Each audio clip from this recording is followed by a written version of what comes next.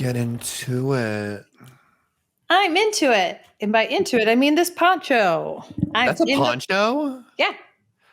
I don't know why. It was giving me a pillowcase that you just like put a pillowcase over your like chest. I just went like this. But I love the idea that I have a pillowcase around me. I was like, work queen. Welcome on in, everyone. Welcome to the next episode of Hot Mess Moments. So hot in such a moment. And very messy. My name is Dylan Zahner, also known as 8-Bit Dylan Online. I stream on Twitch. I make embarrassing videos online. But my favorite show of all time is Lost, and I've never seen The Nanny before. And I'm Beth Dixon, also known as Augusta Wind 11 Online. I also make cringy. No, I'm just kidding. I don't make videos as much as I just podcast about cringy things like reality television. And I also love The Nanny. It's my all-time favorite show, but I've never seen Lost before. And so today we are covering an episode of season 2. I think it's episode 10, right? In Psalm 23. Yes, episode 10. Yep. So we are going to be covering Psalm 23, which is the next episode of Lost. I'm excited to get into it, but before we do, I must ask you, Dylan, how's it going? What you doing? What's going on? Shitty. No, I'm kidding. Perfect. Now moving on. No. Yeah, it's really good. Nigel and I have been getting in the Christmassy mood. Literally that. We spontaneously bought a pre-lit Christmas tree last night. Okay, mine just got delivered literally downstairs, and instead of going to get it, I'm doing this podcast with you, so you should feel like very, I love that. I love that. It's going to go right here. Oh, it's going to be so cute. It's going to be great. I love that. That's going to be really cute for the background of the podcast. So Nigel went through today and he put up the Christmas tree while I was working today, and he called his family, and there's been potpourri simmering all the time. Like, we've been making our own potpourris. I saw the potpourri. First of all, I saw the tweet yesterday, and it said, or maybe it was this morning, but it said like, putting together some aromatic potpourri or something like that.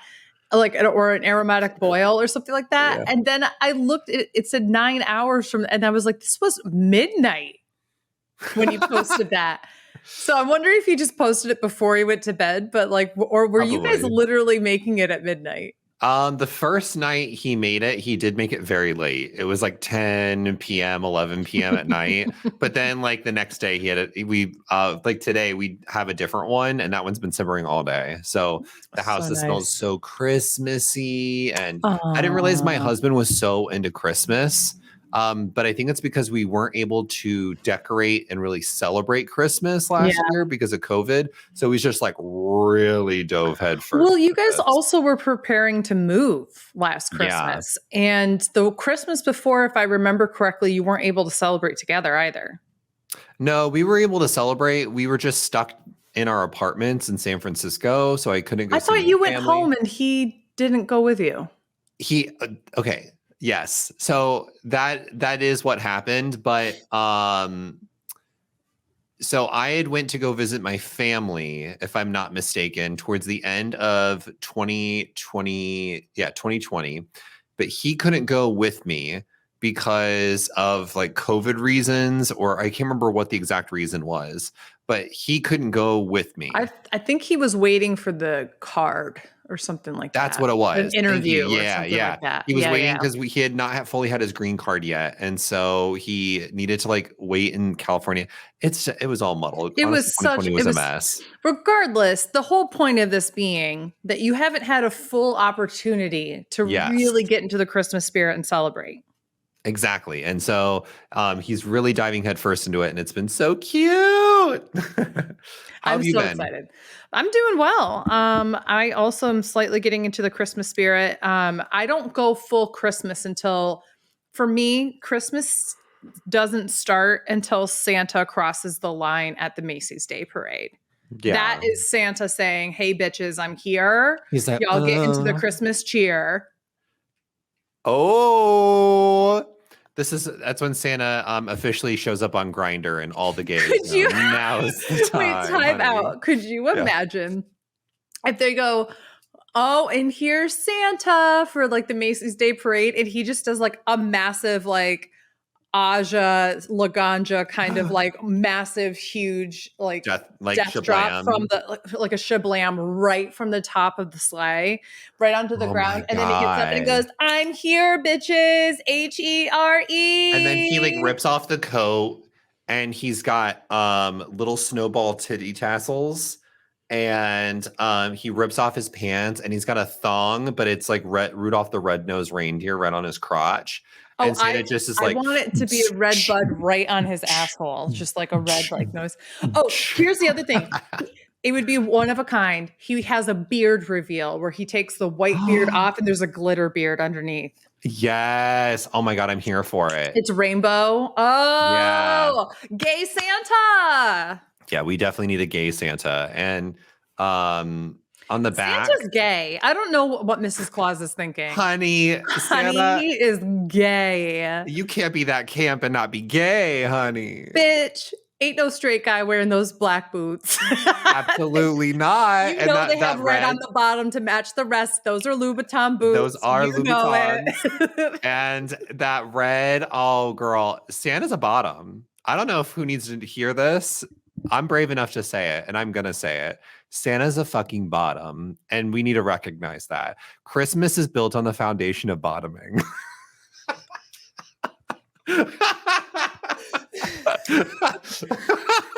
They're taking Christ out of Christmas. They're putting the bottoming into Christmas. They're putting the pig into Christmas. When he's at home, he goes oink oink. Yeah. Honestly, bring back piggy bottoms for Christmas. Honestly, this is 2021. Where are you hiding? Come on out. We recognize you. We want to represent you, and we want you to validate loved. You. We validate you. You can be a piggy bottom on Christmas because this is a message specific to Santa. I don't know. To no one else but we Santa. Validate you. And Santa's sitting there, and he's like. He's like looking real like cunty, like, oh yes, I love me this podcast, honey. And he leaves us a 5-star review on Apple Podcasts, just like how you should. Oh my God. I want it to be like the house down boots, but it's just like a picture of his boots, like Santa boots. And the red bottoms. Oh my God, Santa is gay. The house down boots. He literally goes down a house in the chimney in boots first. Boots first. Ass first, just going like a down bottom. the chimney boots first. Yeah. Entered into the room boots first. Honestly, Santa comes out the chimney, hole ready, and he's just like slides out. He's ready to give you his present. Yeah, he's just hoping that there's just a naked man on the other side. Instead, it's just a tree. So he just shoves the tree up his ass. I'm taking it in another direction, honey. Okay, the Grinch, the Grinch, homophobia. That's what the Grinch represents. You know what's homophobic? The movie The Santa Claus. There, I said it. Making Tim Allen the fucking homophobic conservative king be Santa. That's the straights trying to take Santa. That's the straights trying to take Christmas from the gays. And what? We invented it. I'm sorry. A camp celebration with jingle bells? Hello. I'm going to make so many conservatives mad with this. Like, honey, the gays invented Christmas, and I just need to let you know. Yeah, Starbucks invented Christmas with their holiday cups. Oh my God. Well, that was great. Now that we have sufficiently only have liberals and gay people here, hey, welcome. How you doing? Welcome. You're seen, you're heard, you're valid. Oh, goodness. Speaking of Christianity, there's a lot of this in this episode. There is a lot. Yeah. There's a lot that's talked about. It's weird that an episode called Psalm 23 would be so religious. Yeah. It's very strange. I don't get it. I thought it was going to be about like palms, like 23 palms. When I was little, I thought that was the case when I was younger. And that's just because I couldn't read. It's because you're stupid. I was. I remember the minister literally looking at me and going, God thinks you're fucking dumb. It said that to me right in the front of the whole congregation. Can you imagine? Yeah. He like picks you up by your shoulders. Hold you up. God thinks you're fucking dumb. And then just sits you down back in the pew and it just goes about his business as if like, and everyone in the church is like, are we going to talk about what just happened? Two things, Father. One, you cursed in God's house, which I'm pretty sure is just not a that would go. Two, you shook a child. You told that girl that God hated her. God thought she was dumb. Well, hold on. We didn't hear that God hated me. They just thought I was dumb. No, fucking dumb. And then, could you imagine? I just like the idea. I don't know if you've been to church a lot in your life or not, but I just like when you get sat down, it just turns around like you said. It just goes, "All right, the next hymn that we'll be singing." It's just everyone has to stand up and sing right afterwards, and they're all like, I just imagine. Just imagine. Okay, so there's this like beautiful church, beautiful stained glass windows. Like everyone listening, close your eyes. Just imagine this. And there's like rows of pews. There's a lot of people. It's a very busy Sunday, and you're in the front row. You've got the little pamphlet that has like some of the songs, and the priest, the program. The program, and then the priest, he's like, and oh, wait a minute. And he just like walks down the steps from the altar, picks you up front, and God thinks you're fucking dumb. And it just sits you down, walks back up the stairs, and is like, let us pray. Let's pray. And then you're sitting there like, and your family's like, what the fuck just happened? So when I went to church, my family sat in the front row. Oh, of course. Okay, but here's the thing. Our church had about 8 rows in the front of the church that nobody used. Okay. So, and it was like, it's not like there was a lot of people who went to this. It was a massive church. Yeah. But there was only a congregation of maybe 30 people. Okay. And so any given Sunday, there was like 15 to 20 people, but we all sat at the back. Like the first 8 rows were always empty. And then my family and I sat. And so we were like a good 30 feet away, 40 feet away from the altar. Oh my God. And eventually the minister was like, the reverend was like, I'm just going to come down to where you guys are. And then I remember my brother being like, can we not be in the front row anymore? Can we this is weird. When we were in the front row, there was a good 40 feet between us, and now they're right looking at us. And yeah. And can I just tell you? You feel God spit on your face as he. I'll tell you what God did to me one time in church. Can we talk about this? This is a true story. Okay, what did God do? God sent a wasp or a hornet, and I'm sitting there in the front, and this motherfucker stung me right in my neck. As you deserved. I started weeping. Obviously, I just got stung by a fucking hornet. It hurt. And I was like 9 or 11. That thing falls out down. Now, hornets, I believe, are like certain bees in that when they sting you, they actually die right afterwards. But the thing was not stuck in my neck. It was this stinger thing was still on the thingy. So I lean over and I'm crying and I'm leaning onto my dad because I'm crying and all that stuff. And he's trying to calm me down, which what the fuck, parents? Why didn't you just take me out of church to be like, let's put some ice on that. Make sure you're not going to go into anaphylactic shock or if you're allergic. Yeah. I'm just sitting there with this huge welt on my neck being like, in the front row of church. And my mom's going, fuck, I just got stung. Allow me to Shut up, you little be dummy. allowed. Shh, you dumb fuck.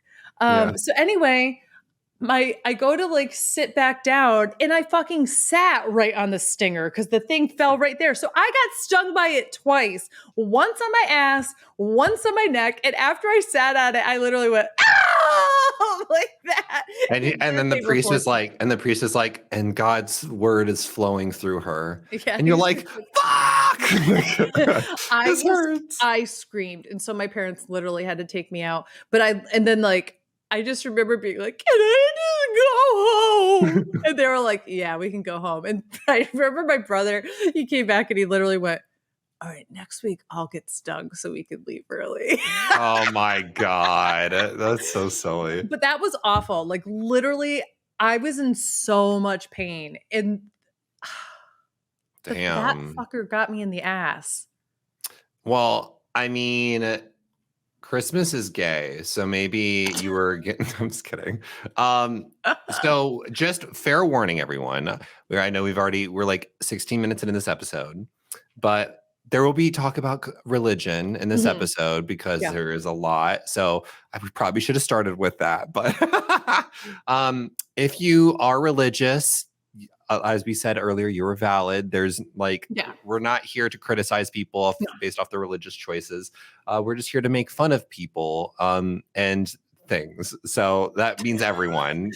We're just here to make fun of you. No, we're not going to make fun of you, but like make fun of everything. Like, and so we're making fun of more of like the concept or the people who aren't tolerant. But from what thankfully, I have been surrounded by people who do follow the scriptures and Christ-like and are very open-minded, and beautiful the Christ people. Things and the stuffs and all the other stuff. Yeah.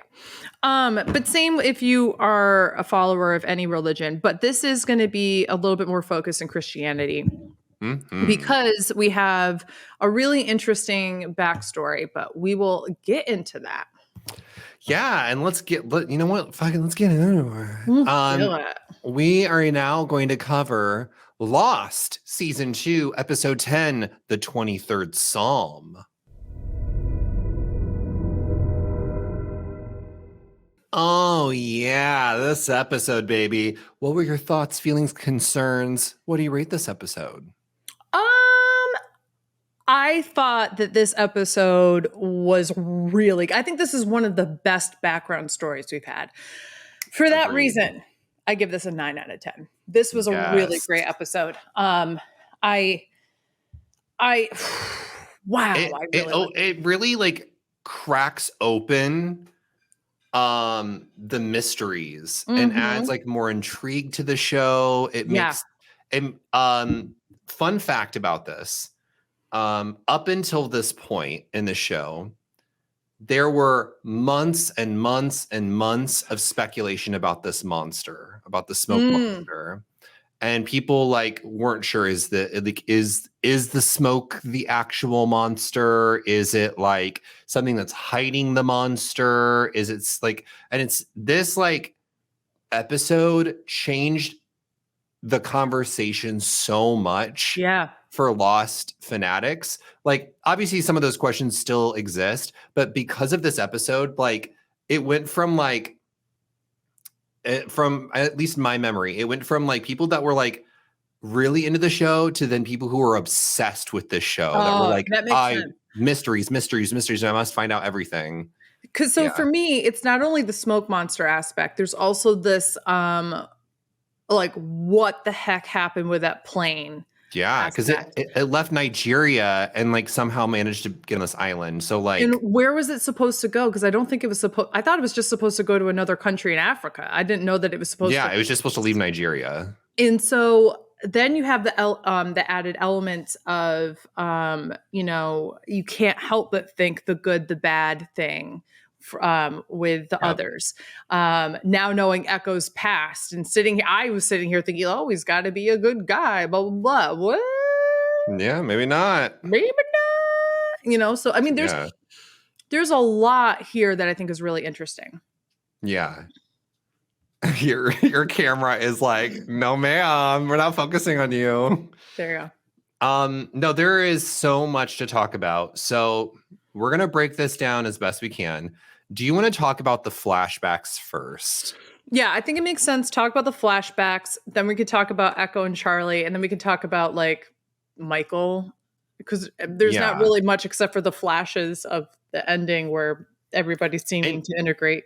And we get this like, I think like the writers realized they had not touched on the Walt storyline. And so they had that one scene of Jack just coming to Michael being like, we're going to get him eventually. Because no one had ever talked about such a writer thing to be like, we realize we haven't talked exactly what Beth's talked about last week in the podcast. Like, they heard Hot Mess moments like, fuck. Went back and changed it just for this one episode. One episode. Thank you guys. Appreciate. It wasn't there when I originally watched. Yeah, it's a new scene inspired by Hot Mess Moments. You're welcome. Yeah. Trying to close some of those gaps I see. All right, so um let's talk about this flashback for Echo. Mhm. First off, is this what you expected for Echo No. at all? And what are your thoughts on this specific flashback? I think this is the first flashback that truly like really connects to the present day stuff. Yeah. Like we're literally seeing dead bodies and like physical objects Yeah. from someone's past. We get a little bit of that with like Kate with like the plane, like the little Mhm. tiny plane toy, but this is like a full ass dead body girl. It's a full plane. And It's a we had full the toy plane. plane. Now we have a big plane. There we go, big Um, plane. Yeah. Yeah, no, this is why I think I really like it, is because all the other flashbacks have been more about telling you the background of the character and how it might inform their decisions or how they're reacting to things in the current time. This is doing that, but it's also fully like, by the way, Echo has a special connection to this island.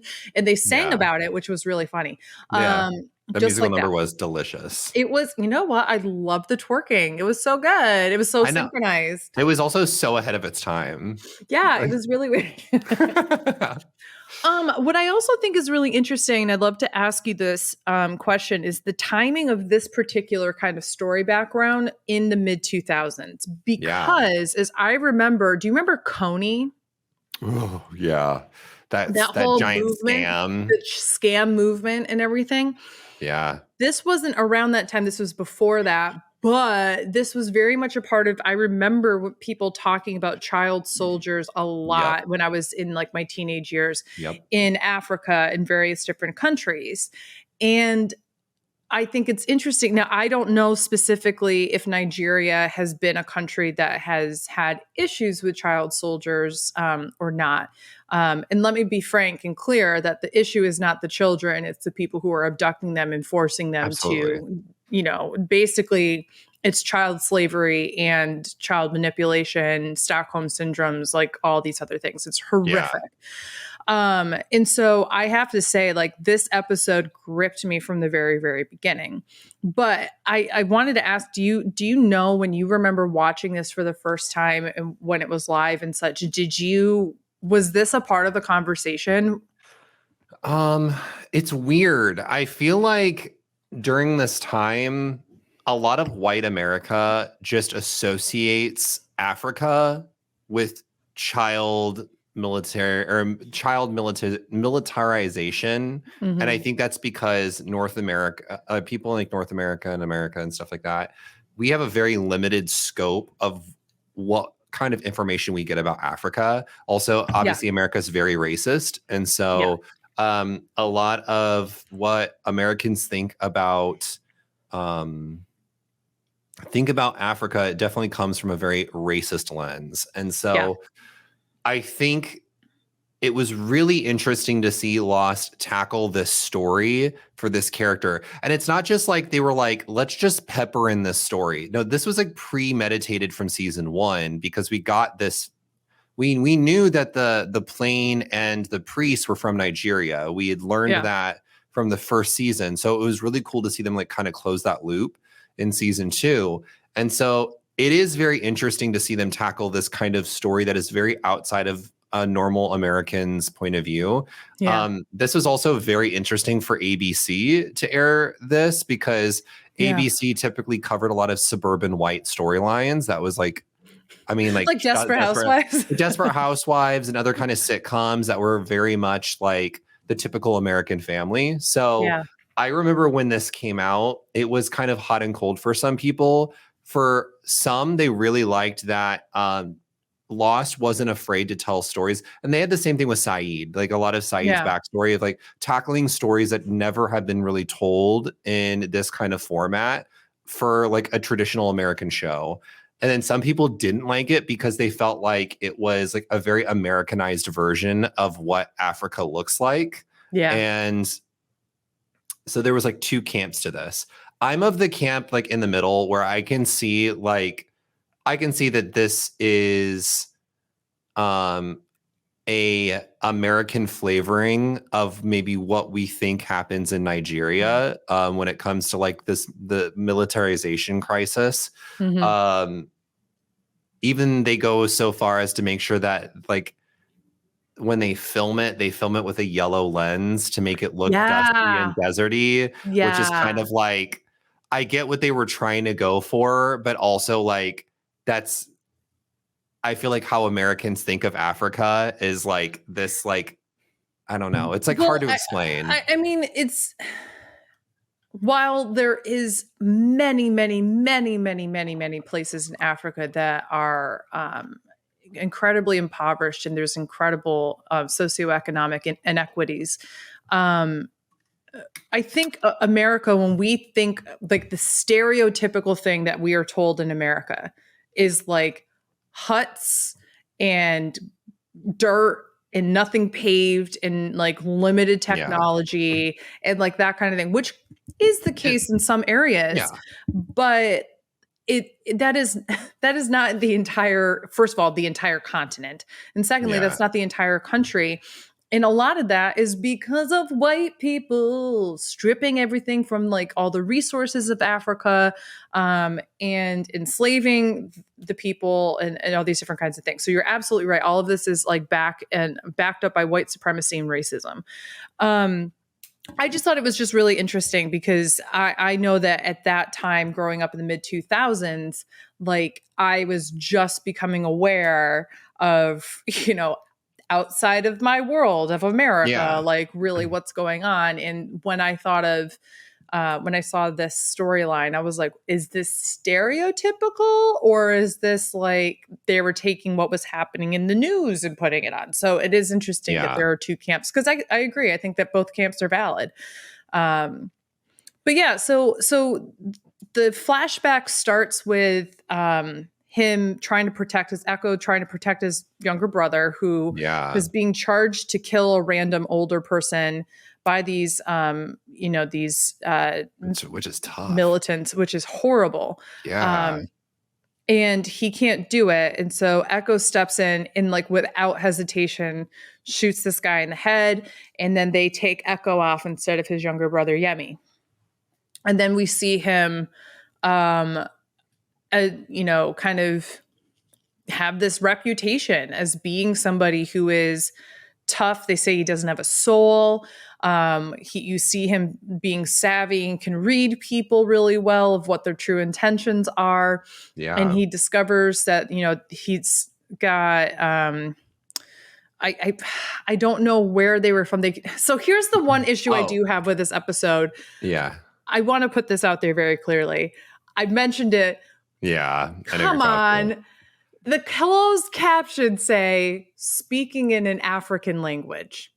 We know they're in Nigeria. So what is the language that is spoken in Nigeria? Why don't we say that? Why don't we put that there? Like that is Yeah.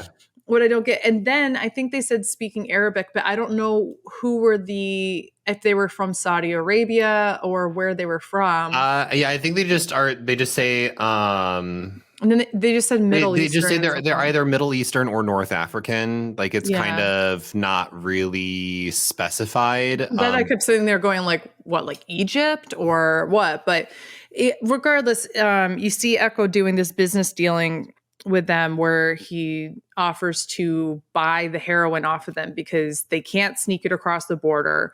And he's basically saying like Nigerians don't do heroin and like you're not going to find people here. But he's doing it, I think, in a way of trying to protect the people of Nigeria so they Yes. don't become addicted to heroin. And he's trying to push the drugs out. And the only way you could do that is by plane, which you either have to be in the military or you have to be in one of the Catholic missions. And so then we get the whole storyline that Yemi is now a Catholic priest and won't take his brother's confession. Yep. And he also refuses to give Echo. I was going to say Oki. I don't know why. I'm gonna give Oki. Oki. Echo, which by the way, Oki is Echo backwards. Wouldn't it just be Oak? Oki? No, I know a guy named OK who's spelled OK and it's Oki. Okay, Oki. I mean, it's a Yeah. cute name. I went to college with him, Oki McAndrews. He's But actually I on the board of trustees right now. oh, love that. Yeah. Look at that. You better work, Oki.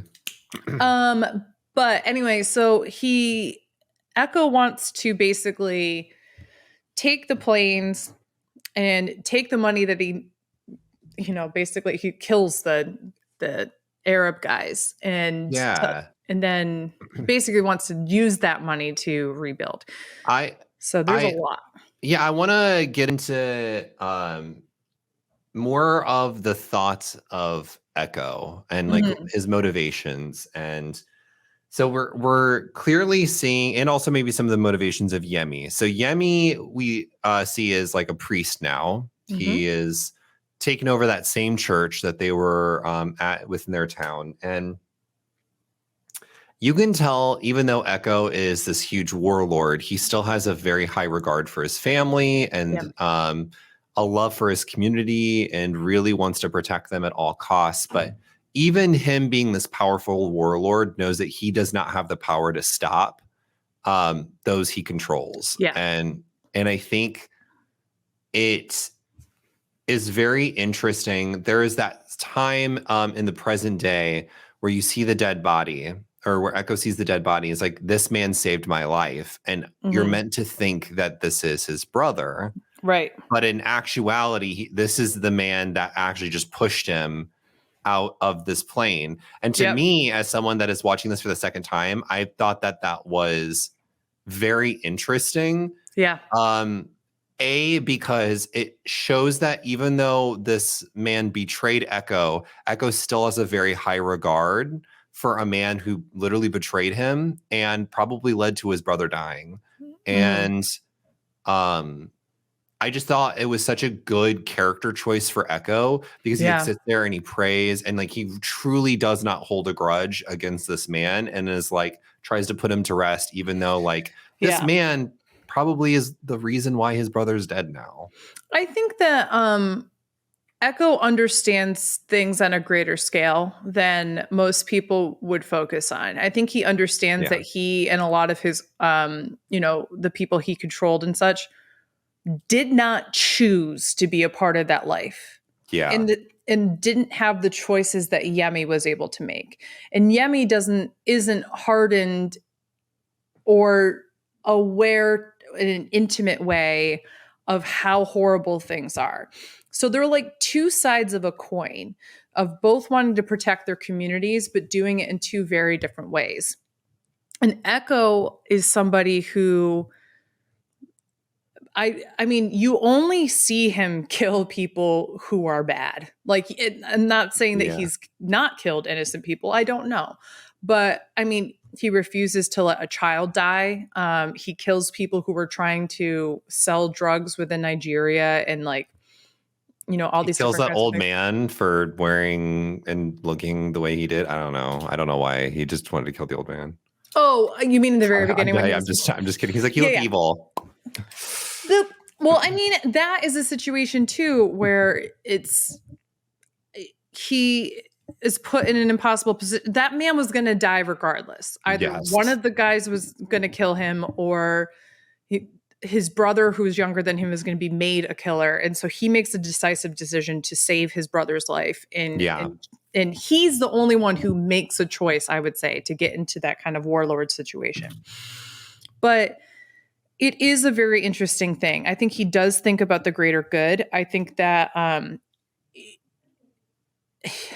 his actions, don't align with that of what we would think as like a good person always. But because I don't believe in somebody being able to play God and like taking another person's life regardless.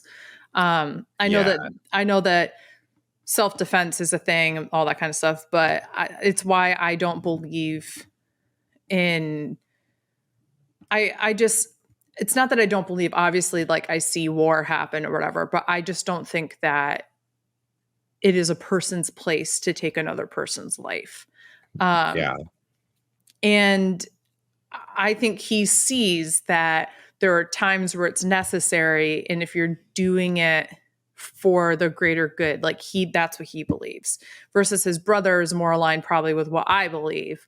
But I also acknowledge that I have had very privileged upbringings, and so of course my lens and thought on this is going to be very skewed in that direction. So it is a very interesting dynamic. I think the two of them have similar intentions but have very different ways of going about it.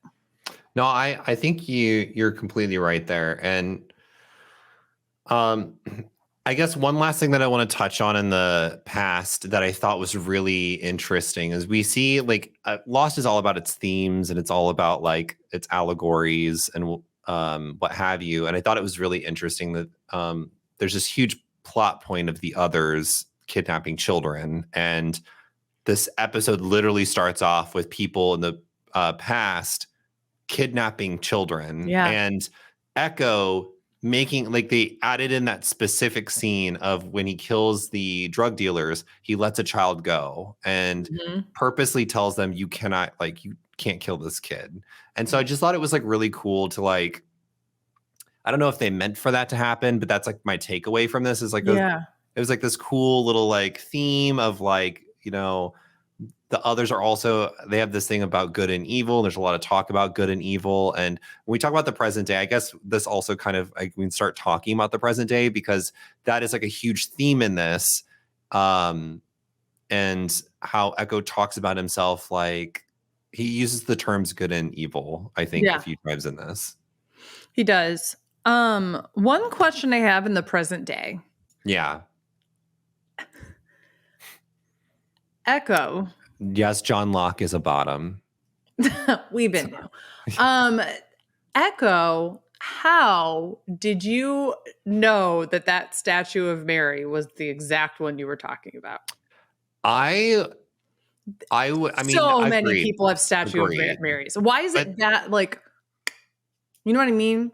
Maybe he did he know that the plane disappeared randomly and he's had a hunch or something? Maybe. Like, I don't know. I just thought it was really interesting. He got real intense for virtually no reason. Well, also, I don't think that this was that long ago because those corpses look like they had only decayed about maybe a few months, maybe a year. So this might still be fresh in his head. I'm just guesstimating. I'm not 100% sure on that. But those corpses were like, I know so many people who have like religious candles or statues and such that they bring with them, especially when they fly. So why is it so weird that he'd be like, what do you mean a statue? Show me this statue. And of course it's the real one because they have to put it in there, but he gets so intense to the point where it's like we are missing something. I hope they fill this gap in because it must be that he has a hunch that the plane went missing and maybe this is the island in which he does. Because again, I do think Echo is really smart and sees things on a bigger scale. I think he knows that this island isn't just a normal island.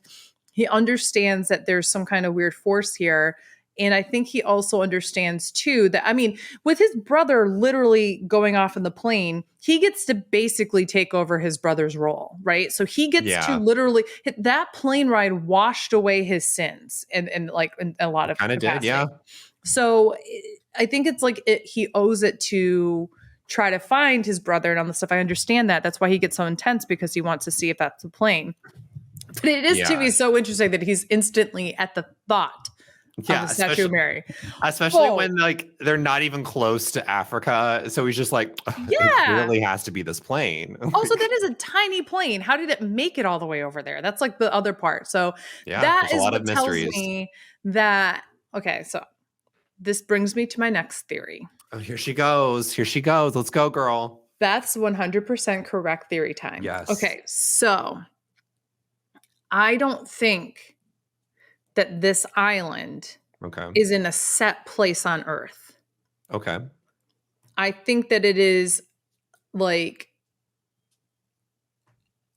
I think that it's basically like, again, like it's like in another plane realm kind of thing that they are brought there for reasons. So like, I don't like, you could be flying over the Atlantic and get stuck there, not just the Pacific. I clearly, that plane was probably flying over the Who Indian knows? Ocean or something like that. I don't, what did you say? Yeah. I don't know. I thought you said your nose. That's what I was like. It was flying over "Oh, your my nose. nose." Your I was like, what? nose. I was like, I don't get it. You could be flying over the Alps. I don't know. Like, and like, I know this is like, this is not at all like me like making light of something, but I like instantaneously I start thinking about like the missing Malaysia flight, and I'm like, Yeah.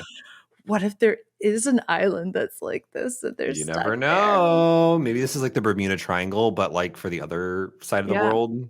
Which Like speaking, something. okay, sidetrack, side talk here. Yeah. I've been reading the Percy Jackson series for the first time, and the Okay. second place is all about the Bermuda Triangle. The second book, Oh, and okay. it's the Sea Interesting. of Monsters. How is the book? Is it good? It's really good. I really like the series. I mean, it's like, it's a young adult Yeah. series, but it's all Greek gods and such. It's really cool. It gets me back into my mythology. Yeah, I was like, girl, you are if I could describe you as a book, you would be a young adult fiction novel. That is your tea right there. Wait, you mean like and what I like, or me as a person? And what you like. And Oh, sorry, I and thought what you meant you if I like. could describe you as a person, you're a young adult fiction You novel. And love I'm young like, adult fiction. I really do, though. Yeah. Fight me. And I'm not saying that as a slight. Like, I'm just saying, No, like, fight if me. anyone wants to talk about young adult fiction, you hit up Beth. She's got you. Especially fantasy or dystopian. I like literally, I just fly through it. So I want to discuss the title of this episode, the 23rd Psalm. I'm going to read it really fast and see if we can pull any meaning from it. It was also interesting that 23 is one of the numbers. Yeah. So it says, "The Lord is my shepherd, I shall not want. He maketh me to lie down in green pastures. He leadeth me to the bedroom to slay me. He restore." I'm just kidding. I was going to keep a straight face and just make something up. No, he says, "He maketh me to lie down in green pastures. He leadeth me beside the still waters. He restoreth my soul. He leadeth me in the paths of righteousness for his name's sake." Yeah. Or ye. Yeah, it says Y-E-A. Yay. Yeah. It's yay. Yay. Well, That's good. Yay. Though yeah. I walk through the valley of the shadow of death, I will fear no evil, for thou art with me. Thy rod and thy staff, they comfort me. Thou preparest a table before me in the presence of mine enemies. Thou anointest my head with oil. My cup runneth over.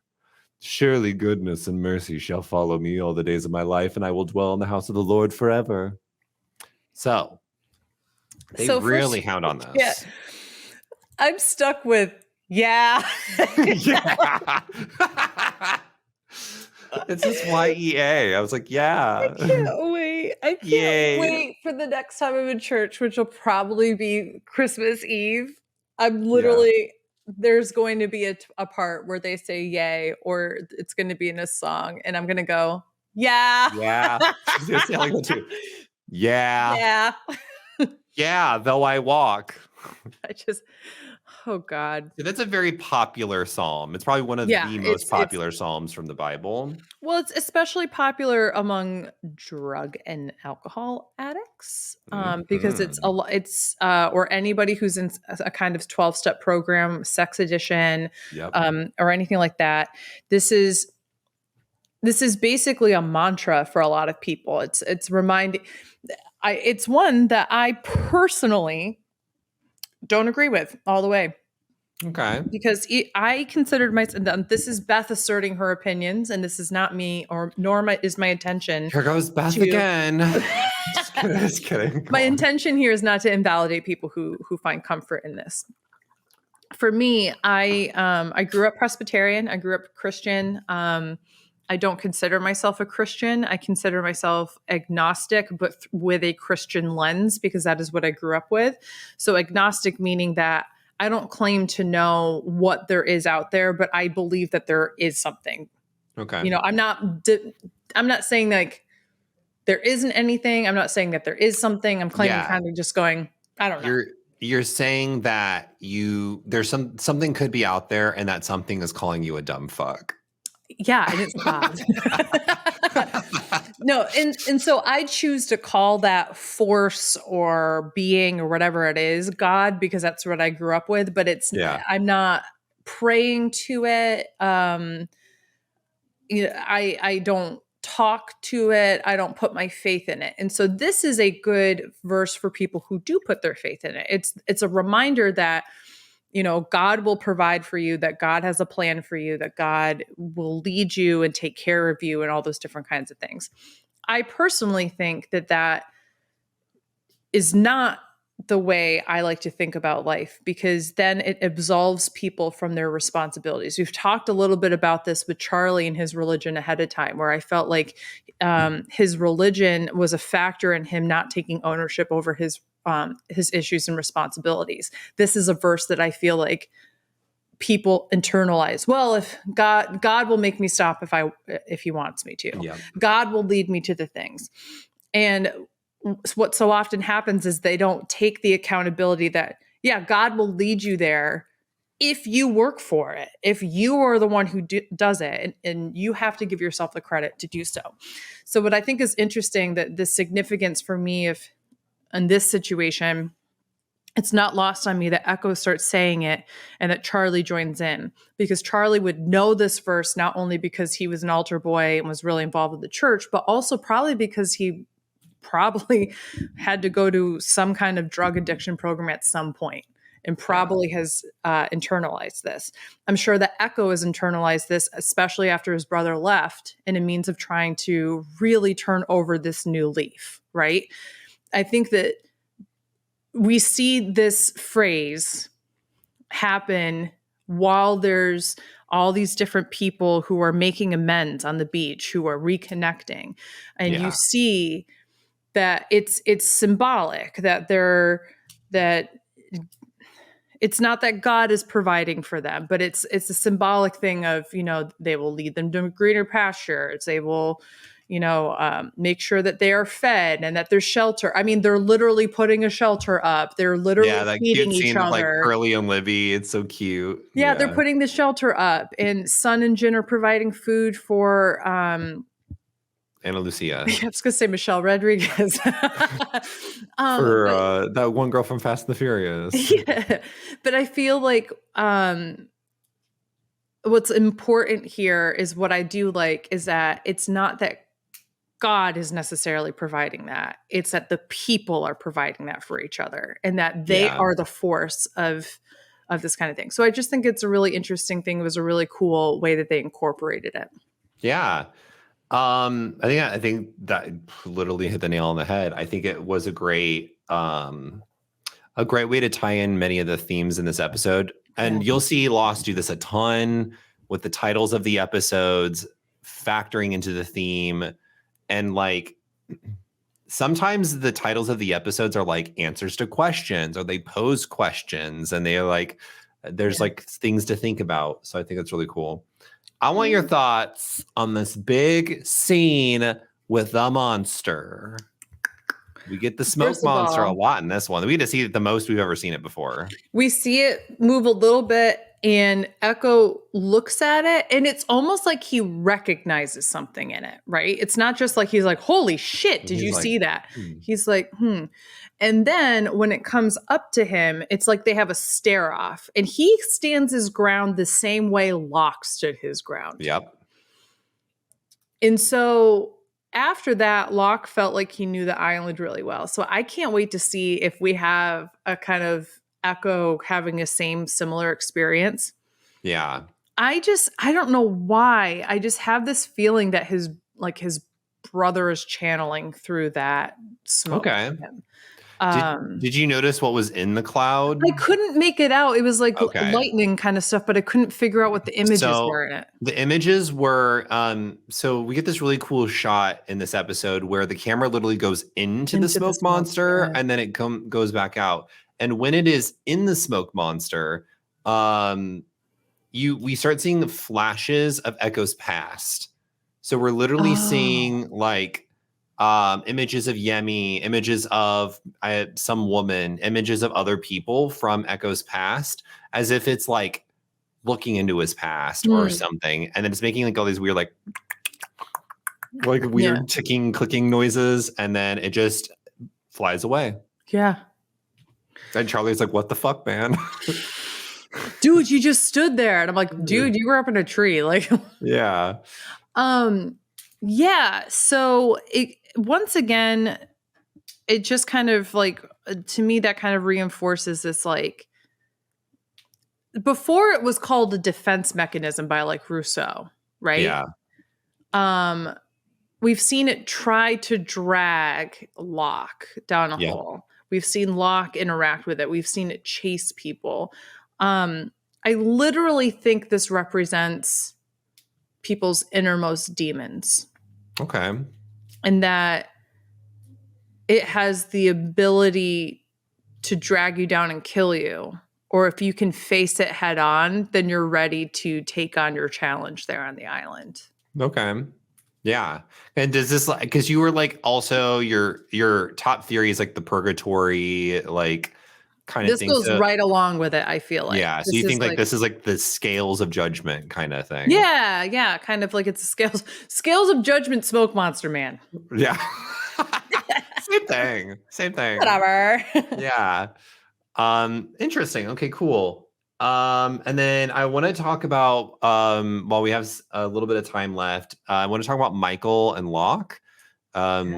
We see that Michael talks to Walt, or does he? Because we're not 100% sure yet, because Jack sees that screen and there's nothing on it. Well, I think Michael turned off the screen. He could have. We don't really see him touch the keyboard though. So I think it's kind of left open. Well, because here's the thing, and this is only what I saw after the fact. I didn't see it beforehand, but if you panned out from the screen, there was a green light on when the screen was on. Yeah. And then when we turned back, there was a red light on, which told me that the screen was off. Turn it off. Maybe you did. But there was like a little switch on the thingy. So I think what happened was that he kind of went like this and touched the screen, like a little switch or something, and turned it off so that he wouldn't see. But all of that said, I just generally feel like this is not actually Walt. I feel like this is somebody either pretending to be Walt or whatever the case is in order to get more information about where they are, because maybe they don't know where the location of that bunker is, of that, and maybe they're at another Dharma initiative thing. I don't know. And that's probably why they didn't want them to interact. Now, here's the other thing. I just got thinking about this time. The section of the film that they took out was about not contacting other people, not trying to contact people, right? So that tells me that they inherently chose people. They kind of say like, it's only used for this, but they cut out the part that expressly said, don't try to contact people, which means that whoever put together that video and cut that portion out did want people to potentially try to contact people from the outside. And that tells me that's premeditated. So I don't know why, but I got thinking about that. Yeah, that's smart. Yeah. So that means that they did want some kind of outreach, but I don't know why. Yeah. Whether that's for good or bad reasons, I don't know. Yeah, and then there was we don't get to see what the last message says, but Michael has a pretty interesting reaction to it. We start seeing a little bit of it, and then it like can you remind me what it said? It said something like you need to come get me it said you need to do something, and then it like didn't show us what it said because Jack fucking cock blocks because that's what Jack does. And I don't know why Michael wouldn't just be like, Walt's literally fucking talking to me right now. I think because they didn't see the part. They didn't see the part in there that said, "Don't try to talk to people from the outside." I'm wondering though if Michael inherently, maybe there's two camps that I'm in. Either Michael doesn't trust Jack to have Michael's best interest and Walt's best interest at heart. Yeah. Or Michael has so much love for these survivors that he doesn't want to risk more people dying and getting involved in his, like, him trying to save his son potentially. And so he's like, I'm gonna go do this myself. I'm gonna go do my own thing. Or option C, he's still skeptical and doesn't know what is That's true happening. And too. so he's Yeah. trying to get as much information before he talks to anybody, before sounding mad or something. Yeah. I think this Which is gonna at this island, there's nothing you can fucking say that isn't going to be freaking crazy. So you might as well just put it out there. agreed. I also think that it's interesting how Locke was teaching him how to shoot a gun, and I think that they had a conversation. I could be wrong. I kind of zoned out. I'm not gonna lie. Can we talk about this 1 second? Why are they wasting precious materials by Like shooting at it? ranch. Like, why are you I thought it was paint, whatever it is. I Yeah. don't care. Why are you shooting that when you could just take literally anything that's in the jungle and rock. say, yeah, shoot that. Like, although Yeah. a rocket could ricochet, I guess, but Yeah. literally, like, Have fun. take a rotten piece of fruit, go shoot that. I don't know. Yeah, it was like, this is a waste of ranch. Honestly though, fuck ranch. Can't stand it. So you can shoot it all you want. But I think they have this conversation where Locke is, I think, like Michael says, he's not going to go. It'd be stupid to like just charge into the jungle to go save his son. And Michael's like, you know what, you're right. Like, that wouldn't be the smart approach here. I need to figure out. But like, do we trust Michael here? No, I think he's saying, Yeah. I literally think he was saying, you're right, it's not smart, but I'm gonna do it. But like, I'm gonna that's do it anyway, bitch. I'm gonna do it anyway. Like, that's literally like all he's done is march into the woods and try to like get his son. Except for since he got back. That's all he knows is just, let me just be grumpy and run into the woods. Yeah. So at the end of this episode, the plane gets burnt up. We see that Charlie still has 8 Virgin Mary statues with drugs in it.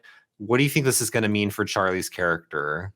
Well, I think now that Claire has kicked him out of his home, which my favorite part about that, she's like, we don't want you sleeping near us. I'm like, cool. So he's just going to go like 10 feet over that way. Like, it's not like he's leaving the little commune. You know what I mean? Like, well, what's happening? So yeah, I think that I'm not going to be shocked if the next episode is a Charlie-centered episode. Okay. But it's, again, he said he felt more secure with like the drugs around him. Not that and I think that makes sense because what it is a constant reminder that he's saying no. And it's like, I have control here. I have the control, and I don't fault him for that. I know that when I have been this isn't the same thing, but when I have been on diets, no, when I've been on diet, I can't say no to seltzer. When I've been on diets, and one of the things that I have to mentally do is like set boundaries with myself and say like, no, I don't need to have ice cream tonight. Like, no. Like, I can have it in a couple more days. And then, it's that part of you that is saying like you were capable of not overindulging. And not that ice cream's bad, I'm just putting it out there. But I think that aspect of having that control is really important to him because it shows him that he's stronger than he thinks he is. Having 8 of them and putting them away and hiding them from everybody else. When he had the Virgin Mary with him, it's almost like he wanted to get caught with it. I'm not going to lie. It was a little weird. Yeah. But he has 8 of them now. And the way he looked at them wasn't out of like I have the strength for this. It was like this is my stash for when I relapse. Yeah, when I eventually want to relapse. And I think that Aaron has been the reason why he really hasn't gone for the drugs is because he cares so much for this baby and wants to be there for him and Claire. Yeah. And when Claire's like, get out of here, I think that's the trigger for him to be like, well, I no longer have anything that's occupying my mind and my time. And music isn't cutting it. So I'm going to go back to the drugs. So I think he might relapse. Okay. We'll have to see. I So don't know if heroin goes bad, but I wouldn't trust it. yeah, I don't know. Yeah, I don't know if I want my island crack to be sitting out in the sun and getting all moldy and I was just gonna gross. say it's probably like really moist. Yeah, it's like it can't be good. So It's either that or it's gonna be like the best high of his life. Although, isn't the whole thing with heroin like it's never as good as your first hit? So that's why I think it's so. why it's chasing the dragon is because you always chase that first high and you never get it, which Yeah, is I why think it's so so. addictive. That's Ugh, so it's, sad it's just so to think about. scary. Okay, so I need to know who's your MVP and LVP for this episode. Well, MVP, I'm gonna go with Echo. I mean, Yeah, I know that he's had a really troubled past, but I do believe that it was all with good intentions of at least trying to save the greater good, even if he was yeah, doing evil things while doing it. Um, I don't necessarily agree with the way he's intimidating Charlie and that kind of thing now. But I also kind of was like, good. Charlie kind of needs a good kick in the ass, to be honest with you. LVP, I'm going to give it to Charlie. Why are you lying so much, bro? Like, you doesn't were make any literally sense. just digging your own grave. And to be honest with you, like, if you were to say, yeah, if you had just straight up told her, I did know what was in there and I kept it near and kept it sealed as a means of knowing that I'm strong or whatever. Imagine Yeah, how much better that would have been. Even if she's still pissed at you, like, yeah. I don't know, like, I just feel She'll like get it's over it. better. She'll get over it. Also, Echo clearly knew that you were lying about the plane, and yet you kept still lying to him. Like, he clearly knows you're lying, dude. Like, why are you Yeah, like, and it's like, again, like, I don't want to like categorize all addicts or anything, but I know that that's a trait that addicts have because they're trying to cover their tracks and such. yeah, Um, I don't mean track marks or anything like that. I literally mean yeah. like covering the Like tracks. path Yeah. tracks. Like yeah, Yeah. Didn't want to be insensitive there. But I truly feel like they're like, I don't know if this is like an innate thing, but like, how can you expect that people are just going to respect and like trust you if you are constantly lying? So I think yeah. he's the big loser here, to be honest with you. He is the big dumb loser head. Just The like next me. and big dumb fuck. The next episode is um the hunting party. Who do you think this is about? Michael. It is a Jack centric episode. The look on your face. Honestly, this isn't. If I remember correctly, it's not that bad of an episode, but it's also like not a great episode. I feel like the hunting party is going to be them trying to find Walt. Like they're hunting Potentially. for him. Okay, that's a good theory. I'm trying to remember. Just give me a second. I'm looking through Lostpedia. Okay, I think. And I feel like remember. Ana Lucia is going to join them. It's going to be like Ana Lucia, Jack, Michael. I don't know if Locke will go. I feel like Locke will stay behind, so maybe Echo goes. I don't know, but one of Echo or Locke will go. I think it's going to be like that kind of party. It's definitely an Jin interesting might go. episode. It's definitely an interesting episode. I will say that. Yeah. In terms of continuing that opening up of the mysteries and the lore a little bit. But yes, this is a Jack-centric episode. So strap in, boys, girls, theys, thems. You got another strap-ons. Strap on. You got another strap on with Jack. As you know, we're not the biggest fans of Jack here. So maybe this episode will turn your mind around on him. You never know. Turn my mind around. Make See me that like smoke Jack. monster. Okay. That's so good.